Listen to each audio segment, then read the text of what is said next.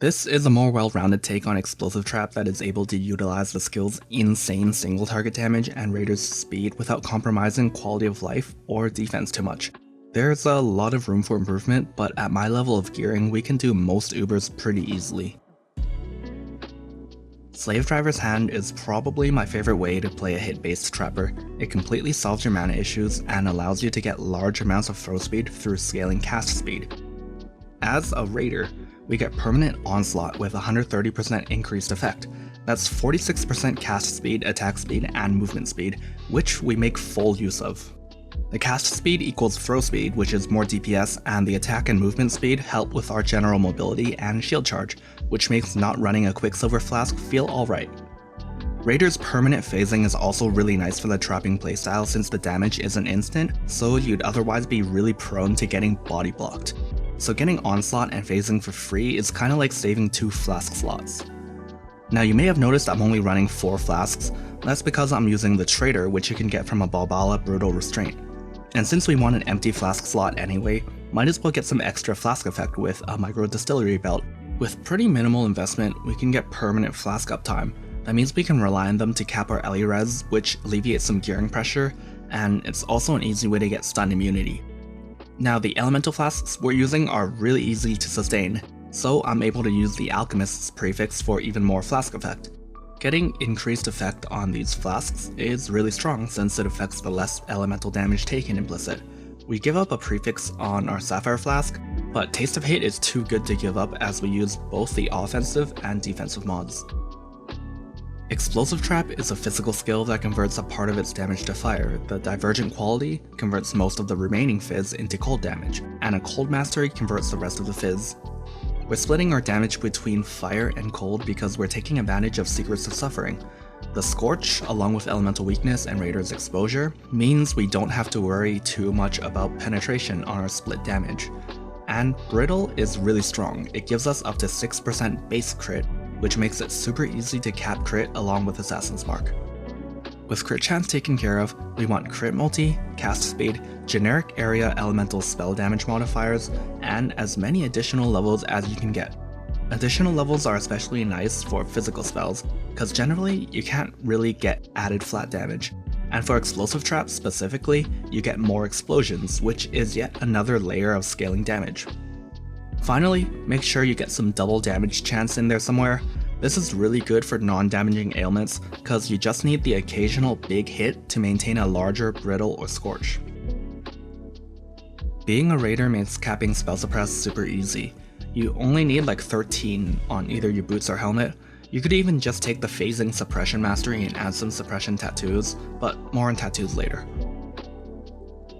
We're scaling some evasion, which is really nice for mapping, and for incoming physical damage, we're shifting most of it to elemental with Lightning Coil, Taste of Hate, and one of these helmets. So with the less elemental damage taken from our flasks, this build ends up being pretty durable. Capping Chaos Res is relatively easy since we get so much Ellie res from our flasks. Just make sure to get good life rolls on your gear and jewels since we don't get too much from the tree. For our main setup, we're actually using an Awakened Added Fire gem. The added fire is nice since our damage is more cold leaning, so this helps with getting the Scorch up. It also happens to be one of the best supports for damage in our setup. Make sure it's at least level 5 so you get the +1 level too. I like swapping out Conk Effect for increased AoE while mapping. The AoE from Conk Effect is actually not that bad, but a little inconsistent with Swift Assembly. Damage is alright with Ink AoE, but you definitely want Conk Effect on Ubers. We're running Grace because evasion is a really nice defensive layer while mapping, and Raider gets a lot of free evasion scaling. It doesn't help much against pinnacle bosses, so I swap it out with haste mostly because we're already using a haste gem for Vol Haste. I have the Grace in my reservation shield, so both of them being a green gem makes swapping them really easy. If I wanted to, I could get a white socket on my shield and instead swap in Zealotry for more damage on Ubers, but haste is pretty good too. The cast speed gives more DPS via throw speed, and the movement speed helps with dodging stuff. I'm also using a low-level precision just because I have a free socket and some unreserved mana, and the 20% crit is actually not terrible because we have so much flat crit. It also gives us another 8% increased damage since we're using this mastery, and while I'm not using one, it gives you more Watcher's Eye options. There's nothing too crazy going on with tattoos here, but this is probably my current favorite use for them. I'm running a bunch of Flask duration tattoos, enough to extend the duration of my Flasks to last around 3 rotations of the trader. It makes it pretty easy to infinitely sustain 4 Flasks with this enchant. The notable tattoo I'm using is this +1 dexterity skills notable that I pick up for only 2 extra points. I also threw in a loyalty tattoo for a little bit of extra defense. I don't think anyone actually uses them, so you might not even know what they do. They're essentially triggered summons that give you a buff. I don't think they're very popular because the trigger conditions are pretty specific and they have an 80-second cooldown. But the one I'm using is actually pretty useful. It further reduces suppressed damage by 10%. This pretty much says take 20% less spell damage for 12 seconds after getting hit with a spell. This only works against unique enemies, but you're only in any real danger against uber bosses. It functions similarly to a castment damage taken in Mortal Call setup, where after taking a hit, you get some protection against potential subsequent hits that might finish you off. The rest of the tattoos are just whatever you're missing, stuff like res, suppression, or attributes. I'm using Chaos Res. Life is good too if you're already Chaos capped. We're able to get away with tattooing all of our dex passives because the brutal restraint we're using gives us a bunch of dex. Slavedriver's Hand is mandatory. We're building around it. We're also using Lightning Coil as the cornerstone of our defenses. Make sure you get a nice +2 implicit on it. It's actually really cheap because the +2 Trap Gem's corruption isn't that popular. I got one for 10 chaos and 6 linked it with Tainted Jewelers and Fusings. The new Replica Dragonfang amulet is also really strong. It gives +3 levels to your main skill, which is completely insane. It also gives some reservation efficiency like a mini Ashes, and the reduced attribute requirements shouldn't be underestimated, especially with tattoos being a thing.